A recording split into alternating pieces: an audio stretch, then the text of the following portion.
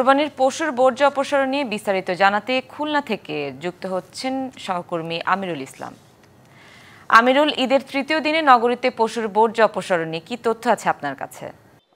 তৃতীয় দিনের মতো কিন্তু খুলনায় আজও পশু কুরবানি হচ্ছে এবং পশুর যে কুরবানির বর্জ্য সেই বর্জ্য অপসারণের দায়িত্বে রয়েছে পরিচ্ছন্ন কর্মী যারা সিটি কর্পোরেশন তারা কিন্তু কাজ করছে বলা যায়। আমি যে পয়েন্টটি রয়েছে এখানটা একেবারে সিটি কর্পোরেশনের যে অলিগলিতে যে কুরবানির পশুর যে বর্জ্য পড়েছে সেগুলো সংগ্রহ করে এই নির্ধারিত পয়েন্টটিকে আনা হচ্ছে। এখান থেকে একদম ডাম্পিং পয়েন্টে ট্রাক যোগে নিয়ে যাওয়া হবে। এর মধ্যে থেকে নগরের যে পরিচ্ছন্ন কার্যক্রম পরিচালনা করা হচ্ছে। কথা বলবো, এখানে রয়েছেন এই যে পরিচ্ছন্ন কর্মী।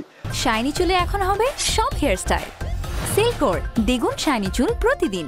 আসলে তো আপনারা কিভাবে নগরীর এই যে কুরবানির যে বর্জ্য অপসারণ করছে বা পরিচ্ছন্ন কার্য পরিচালনা করছেন? আমরা মনে করেন গলিতে ঢুকে এই বজ্র যে জায়গায় কুরবানি দিচ্ছে সেইখান থেকে ময়লা উঠে ভ্যানে করে আইনে এইখানে ফালাই। প্রত্যেকটা গলির ভিতরে এলাকার ভিতরে যাইয়া ঘুরে ঘুরে তারপরে ভ্যানে করে সংগ্রহ করে আইনে এইখানে ফালাই। আজকে তৃতীয় দিন কেমন কুরবানি হচ্ছে নগরীতে?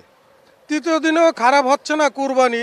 এই যে দেখতেছেন তো এই জায়গায় প্রচুর পরিমাণ আজকেও মনে করেন মেলা কুরবানি হয়েছে, সেইগুলো করে কালেকশন করে আইনে এইখানে ময়লাগুলো ফালানো হচ্ছে।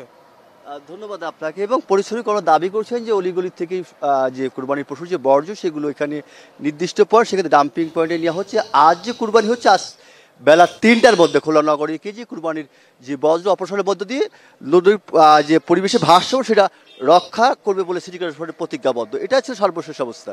আমিরুল, ধন্যবাদ আপনাকে আমাদের সাথে যুক্ত হওয়ার জন্য।